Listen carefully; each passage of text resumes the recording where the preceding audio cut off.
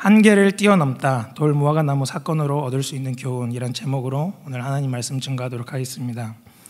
오늘 본문 말씀 내용은 예수님께서 이 앞의 내용인 18장 35절에 나온 석영치유 사건과 이어지는 내용으로 예루살렘으로 향하고 있는 그 과정에 여리고에서 있었던 사건입니다. 여기서 우리는 예수님께서 삭개오에게 구원의 은총을 베푸시는 모습을 보게 됩니다. 본문에서 읽었듯이 이 사람은 세리장이었으며 부자였습니다. 그리고 그는 외적으로 키가 작은 사람이라고도 묘사되고 있습니다. 이 당시 세리장이란 곧 현 시대의 세관장을 의미하는 것인데, 당시 로마의 막강한 공권력을 이용하여 의도에 따라서는 자율적으로 세금을 부과할 수 있었다고 합니다. 이것은 엄청난 권력인 것이죠. 또한 당시 세리들에게는 허가낸 도둑이라는 별명이 붙어 있었습니다. 이러한 내용들을 살펴봤을 때 분명 세리장이었던 삭개오는 많은 사람들의 원성을 사고 있었을 것이죠. 세리들이 유대 사회에서 죄인 취급을 받았던 사실을 미뤄보건대 삭개오의 구원에 대한 이 말씀은 죄인을 구하러 오신 예수님의 은혜를 더욱더 잘 표현하고 있다 할 수 있을 겁니다. 오늘 우리는 삭개오가 어떻게 구원에 대한 갈급함으로 예수님께 나아올 수 있었는지, 그리고 그가 주님 앞으로 나아오기까지 어떠한 방해 요인들을 극복해야만 했는지를 함께 살펴보려고 합니다. 먼저 삭개오가 예수님을 만날 수 없었던 두 가지 방해 요인에 대해서 살펴보겠습니다. 그에게는 내적 요인과 외적 요인이 있었습니다. 외적 요인으로는 바로 3절에 나온 사람이 많아라는 표현, 즉 말 그대로 군중들이 너무 많이 몰려 있어 예수님을 볼 수 없었으며 그 앞으로 나아올 수 없었다는 그런 의미일 것입니다. 이미 예수님을 만나기 위해 너무 많이 몰려든 인파로 다가갈 수조차도 없었다는 것이죠. 그리고 또 다른 한 가지, 삭개오가 예수님께 나올 수 없었던 방해 요소 중 내적 요인은 바로 키가 작다라는 표현입니다. 이것은 언뜻 보기엔 외적 요인으로도 볼 수 있지만 여기에는 숨겨진 의미가 한 가지 있습니다. 이 부분을 한 성경 주석에서 설명하기로는 키가 작아 볼 수 있는 위치에 못 미친다라는 말로 표현된 것인데, 이것은 삭개오 자신의 영적 결핍을 묘사하고 있는 것입니다. 움츠려듦 또는 억눌림과 같은 그런 표현과 비슷한 의미를 가지고 있다는 것이죠. 예수님을 만날 수 있는 사람은 이 두 가지 방해 요인들을 모두 극복해야 할 것입니다. 그렇다면 오늘 본문에서 삭개오가 오늘 오른 돌무화과 나무와 예수님을 만나지 못하게 하는 이 방해 요인들은 어떻게 연관이 있을까요? 한번 우리가 살펴보도록 하겠습니다. 당시 이 나무는 여리고 길가에 다수 많이 심겨져 있었으며 그 가지가 넓게 퍼지고 아래로 늘어진 형태라 누구나 쉽게 오를 수 있는 구조였다고 합니다. 이렇듯 외형으로는 오르기 쉬운 나무였으나 삭개오는 분명 쉽지 않은 결단을 내렸던 것입니다. 자신을 원수로 생각하는 그 많은 인파들, 그리고 예수님께서는 과연 동족을 등쳐먹는 도둑놈 같은 삭개오를 거들떠나 봐주실까? 이런 두려움의 마음으로 분명 머뭇거렸을 것입니다. 하지만 그는 믿음의 결단으로 예수님 앞에 나아갔던 것이죠.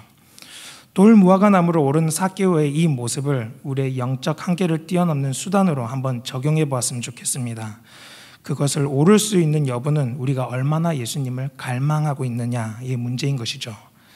이 나무를 올라가게 됨으로 자신의 한계성을 극복해내는 놀라운 지혜를 삭개오는 발휘한 것입니다. 그의 예수님에 대한 이 갈망은 암흑과 같은 지난 과거의 문을 닫고 새로운 삶의 문을 여는 것에 충분했습니다. 오직 나와 내 집은 여호와를 섬기겠노라, 이런 믿음의 선포, 믿음의 선택이 있었던 것입니다. 오늘 우리가 이 돌무화과 나무 사건으로 우리에게 주어지는 말씀의 교훈 세 가지 정도를 함께 살펴보고자 합니다. 첫째로 우리 주님께 자기의 한계성을 뛰어넘어 즉각적으로 반응하는 태도를 보이는 것입니다. 순종이란 단어를 우리는 어떻게 정의할 수 있을까요? 물론 다양한 관점과 또 해석들이 있을 수도 있습니다. 하지만 여기서 우리는 즉각 반응하는 태도로 순종이란 단어를 정의해 봤으면 좋겠습니다. 이것은 하나님의 부르심에 즉각 반응하는 그런 태도를 일컫는 것이죠.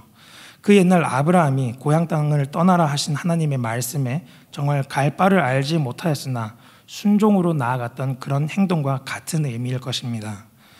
여러분, 믿음의 도전 없이는 순종에 이르지 못합니다. 우리가 말로만 믿음, 어떻게 보면 이것은 행함이 없는 믿음과 같은 것일 수도 있습니다.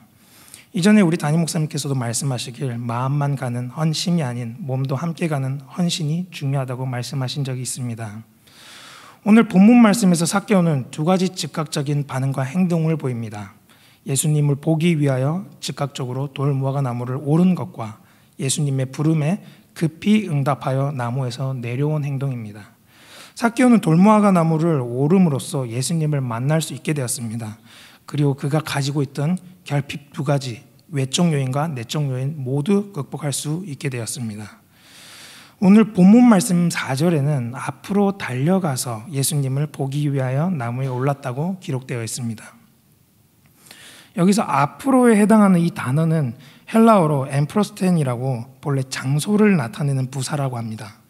즉 앞에 있는 돌 무화과 나무를 향해 먼저 달려가 그 장소에 이미 올라가 있었다고 해석이 되는 것이죠.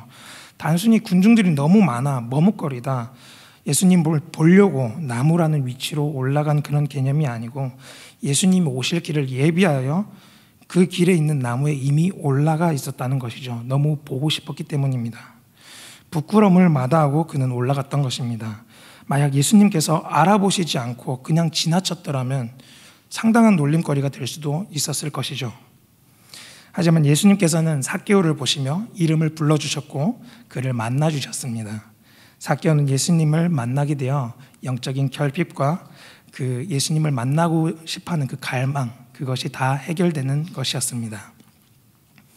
한 가지 예화를 짧게 나누려고 합니다. 한 청년이 20대 때 군대를 전역하고 교회에 나와 선교에 동참하게 되었습니다. 아마도 그때 대만 선교였을 것입니다. 그는 모태신앙으로 자라왔지만 군 복무 이전에 자신의 신앙생활은 너무나도 형식적일 뿐이었으며 그 누구에게도 내놓고 말 못할 그런 마음의 짐과 같은 신앙생활을 하고 있었다고 합니다. 이런 죄책감에 사로잡혀 그 형제는 대만 선교를 신청하는 것에도 꽤나 긴 시간이 걸렸다고 합니다. 결국 그는 신청할까 말까 이런 마음으로 여러 사람들을 괴롭히고 뒤늦게 막차를 탔다고 합니다.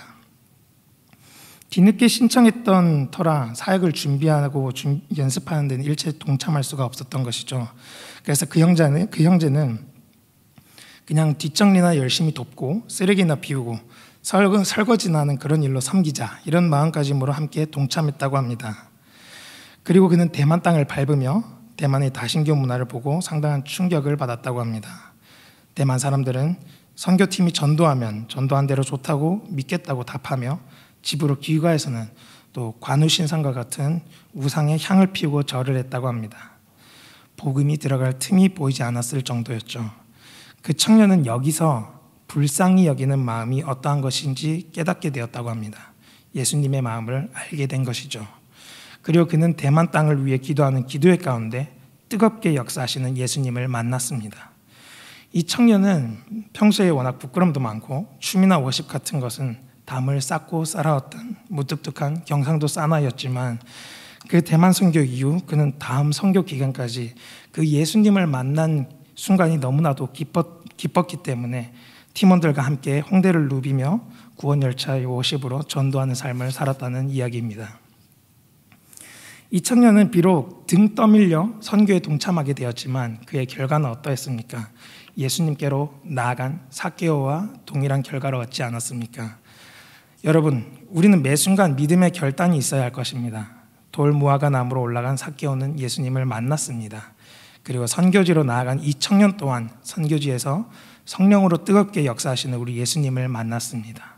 그리고 그의 삶이 바뀐 것입니다. 또한 오늘날 우리의 삶 가운데 예수님을 만나고자 하는 이 갈급한 마음을 방해하는 요인들이 얼마나 많습니까? 우리의 일상 속에서 주일 성수를 하기 힘들게 하는 직장, 주말에 딱 한 번만 여행이나 놀러 가자고 하는 친구들, 그리고 이 세상의 화려하고도 자극적인 것들, 얼마나 많은 내가 하고 싶은 것들이 우리 예수님과 멀어지게 하고 있는지 우리가 모릅니다. 영적 돌무화과 나무를 우리가 그렇기 때문에 올라야 합니다. 한계를 뛰어넘어 주님 앞으로 나아가는 결단이 있어야 할 것입니다. 우리 교회에서 강조하는 세 가지가 있지 않습니까? 바로 예배, 기도, 선교. 이것만큼 더 좋은 한계성을 뛰어넘는 즉각적인 반응, 순종이 어디 있겠습니까?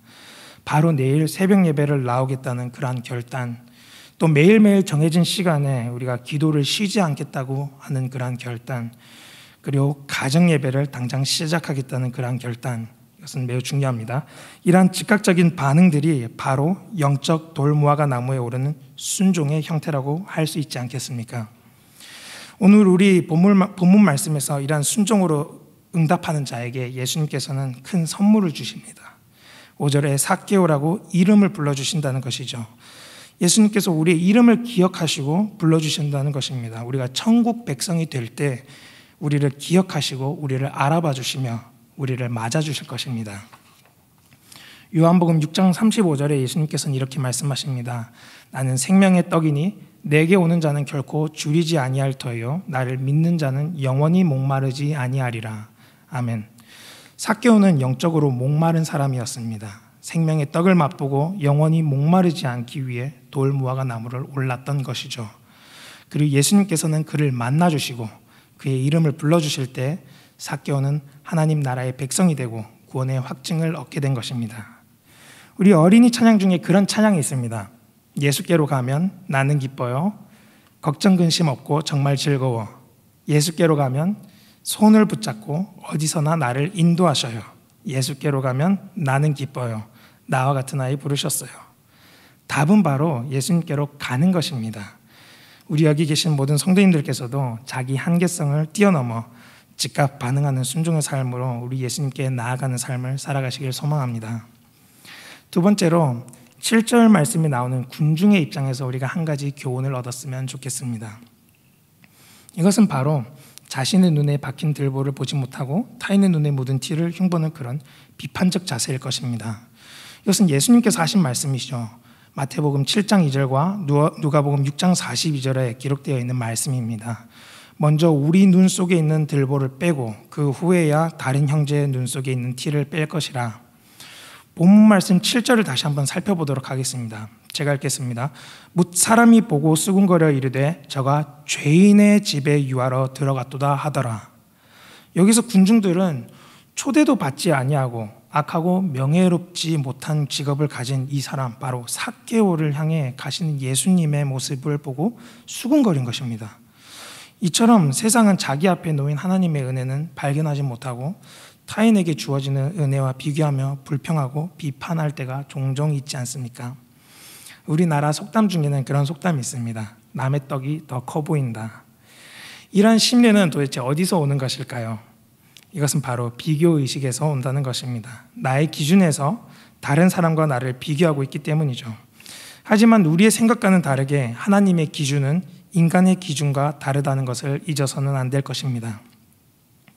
세상에서는 사람을 연봉 또는 직위 등 다양한 평가 기준으로 평가할 수 있을 것입니다. 하지만 하나님의 기준은 그 어떠한 수치로도 계산하거나 평가될 수 없다는 것이죠. 오직 자녀와 자녀 아닌 자, 이렇게만 구분되는 것입니다. 마태복음 20장은 포도원의 품꾼들에 대한 비유로 귀중한 교훈의 말씀을 우리에게 주고 있습니다. 여기서 주인은 먼저 온 자나 나중 온 자나 똑같이 약속한 대로 한 데나리온을 주었습니다. 이렇듯 하나님께서는 더 많이 섬긴 자, 더 헌신한 자를 비교하시며 구원을 공로의 기준으로 삼지 않으십니다. 로마서 3장 10절에 기록된 바 의는 없나니 하나도 없으며 인간은 모두가 다 똑같은 죄인이라는 것이죠. 우리가 대하는 모든 주 안에 있는 형제 자매들은 비교의 대상이 아닌 사랑할 대상이라는 것을 잊지 않았으면 좋겠습니다. 그렇다면 우리도 모르게 불쑥불쑥 나오는 이런 타인에 대한 비교의식과 비판적인 생각들을 제어하기 위해서는 어떻게 하는 것이 좋을까요? 과연 그 해결책은 무엇일까요? 바로 나 자신에게 부은 바 주어진 은혜를 매 순간 묵상하고 감사하는 것입니다. 이 의미를 조금 더 세부적으로 두 가지 정도로 나뉘어 살펴보도록 하겠습니다. 첫째로 십자가 앞에 나 자신을 세워 기도의 시간을 갖는 것입니다. 우리 모든 사람은 지옥에 갈 죄인이었지만 예수님의 십자가 대속의 사건으로 구원받게 되었습니다. 그것은 개개인에게 값없이 주어진 최고의 선물이자 은혜인 것이죠. 항상 우리는 이것을 묵상하며 나 자신의 허물을 먼저 주님 앞에 가지고 나아가는 그런 태도를 가져야 할 것입니다. 그렇게 나아갈 때 우리는 비로소 모든 것이 은혜임을 발견하고 나 자신이 죄인임을 고백할 수 있는 그런 축복의 삶을 누리게 되는 것이죠. 그리고 두 번째로 말씀을 거울 삼는 것입니다. 로마서 10장 17절에는 믿음은 들음에서 나며 들음은 그리스도의 말씀으로 말미암았느니라 라고 기록되어 있습니다. 우리가 들은 말씀을 우리의 삶 속에서 바로바로 적용해야 합니다. 또한 우리가 이것을 잘 실천하고 있는지를 항상 점검해야 할 것입니다. 이러한 훈련의 과정은 반드시 우리에게 믿음의 성장을 가져다 줄 것이기 때문에 매우 중요한 것이라 생각할 수 있을 것입니다. 또한 가끔 우리는 하나님의 말씀을 들으며 나 외에 다른 사람을 연상하고 그 사람에게, 그 대상에게 그 말씀을 적용할 때가 종종 있습니다. 이것은 매우 위험한 행동일 수 있습니다. 내가 받은 말씀을 다른 사람에게 적용해 본다면 이것은 이미 나의 머릿속을 거친 내용이기 때문입니다. 받은 은혜를 다 쏟아버린다는 말을 들어보신 적이 있으실 겁니다. 특히 은혜가 있는 곳, 생명이 있는 곳이라 한다면 마귀는 우리를 넘어뜨리려고 애를 씁니다. 들은 말씀은 그냥 내가 흡수하면 그것이 은혜가 되는 것입니다. 다른 사람을 쳐다보는 그 순간 내가 받은 은혜조차도 다 쏟아버릴 수 있게 되는 것이죠. 나에게 주어진 말씀을 있는 그대로 받아들이고 바로바로 삶에 적용해 보십시오. 하나님과의 1:1 시간을 충분히 가져야 합니다. 이것이 바로 시험거리를 처음부터 차단해버리는 최고의 수단이 될 것입니다. 여기 계신 우리 성도님들께서도 주어진 말씀을 각자의 삶에 바로바로 잘 적용하시어 매 순간 부어주시는 은혜를 30배, 60배, 100배로 다 누리시기를 소망합니다. 마지막 세 번째로 다시 삭개오의 입장에서 우리가 얻을 교훈 한 가지를 더 살펴보도록 하겠습니다. 바로 삭개오의 죄를 시인하는 행동입니다. 8절에 삭개오는 조금은 기뻐 신이 난 어투로 소유의 절반을 가난한 자들에게 주고 또 누구의 것을 속여 빼앗은 일이 있으면 네 갑절이나 갚겠다고 고백합니다. 이것은 강요에 의한 선언이 아니라 기쁨에 의한 자율적 결단이라는 것을 우리가 눈여겨보았으면 좋겠습니다. 본문 말씀 8절에 나오는 만일 누구의 것을 속여라고 하는 이 만일이라는 단어가 원문에서는 가정문으로 부당하게 다른 사람들로부터 갈취한 사실이 없다는 뜻으로 이해가 될 수도 있지만 이 부분을 연결되는 문맥의 흐름에 맞게 해석한다면 삭개오 자신이 부당하게 취한 모든 것을 본래의 주인에게 다 돌려주겠다는 그런 기쁨의 고백으로도 해석이 될 수 있습니다. 즉 삭개오는 자신의 결백을 증명하기 위해 변호하는 그런 형태가 아니라 자신을 찾아주신 예수님과의 만남이 너무나도 기쁜 나머지 자신이 저지른 과거의 악행들을 모두 보상하겠다는 그런 고백의 내용인 것입니다. 이 같은 파격적인 행동은 세리장으로 살아가고 있었던 삭개오에게 자기 중심적인 삶을 전적으로 부인하며 새로이 방향을 바꾸어 살아가겠다는 회개의 표시라고도 할 수 있을 것입니다. 우리 교회에서 강조하는 것이 바로 NIBC이죠. Not I, but Christ. 내가 그리스도와 함께 십자가에 못 박혔나니 그런즉 내가 사는 것이 아니요 내 안에 있는 그리스도께서 사신 것이라. 갈라디아서 2장 20절 말씀입니다. 자기 중심적 삶을 부인하고 회개하는 이 삭개오의 모습이 바로 우리가 닮아가야 할 그리스도인의 모습이지 않겠습니까? 8절의 삭개오의 죄에 대한 이 고백과 파격적인 제안은 9절에서 예수님께서 또 다른 파격적인 선물로 보답해 주십니다. 오늘 구원이 이 집에 이르렀으니 이 사람도 아브라함의 자손이미로다. 조금 전까지만 해도 죄인으로 취급받던 삭개오에게 구원을 선포하신 것입니다. 그 시대의 다른 사람들이 보기에는 이것은 아주 파격적이었습니다. 자기 부인, 회개 또는 전격적인 삶의 방향을 바꾸는 이 실천적 행동이 바로 NIBC의 삶일 것입니다. 우리 모든 성도님들께서도 나는 죽고 예수로 사는 축복의 은혜를 누리시기를 소망하겠습니다. 오늘 말씀의 결론 맺도록 하겠습니다. 10절 말씀에 예수님께서는 인자가 온 것은 잃어버린 자를 찾아 구원하려 함이니라 라고 말씀하십니다. 예수님께서는 가난한 자에게 복음을 전하고 포로된 자에게 자유를, 눈먼 자에게 다시 보게 함을 전파하며 눌린 자를 자유롭게 하시려 이 땅에 오셨습니다. 이것은 누가복음 4장에 기록된 말씀이죠. 우리 누구나 삭개오와 같이 세상으로부터 받은 상처, 아픔 또는 억눌림 등으로 힘들어하고 계시는 분들 있으실 겁니다. 또한 다양한 원인들로 우리의 주님이신 예수님과 거리가 점점 멀어지고 있다는 것을 느끼는 분들도 계실 것입니다. 오늘 우리가 살펴본 돌무화과 나무에 올라 참 자유를 얻게 된 삭개오의 모습처럼 우리가 자신의 한계를 뛰어넘어 즉각 순종하고 비교의식으로부터 벗어나며 매 순간 죄를 시인하는 이런 NIBC의 삶을 살아갔으면 좋겠습니다. 그리한다면 우리 예수님께서는 우리를 찾아와 주셔서 우리의 이름을 지명하여 불러주실 것입니다. 바로 구원이 그와 그 집에 임할 것입니다. 마지막으로 요한복음 15장 5절 말씀을 함께 나누고 말씀을 마무리하도록 하겠습니다. 예수님께서 말씀하시길 나는 포도나무여 너희는 가지라. 그가 내 안에 내가 그 안에 거하면 사람이 열매를 많이 맺나니 나를 떠나서는 너희가 아무것도 할 수 없음이라. 아멘. 우리 모두가 포도나무에 가지가 붙어 있듯이 예수님의 사랑 안에 거하시며 예수의 길을 따라가는 축복된 삶이 되길 소망합니다. 다 같이 자리에서 일어나셔 예수의 길 찬양하도록 하겠습니다.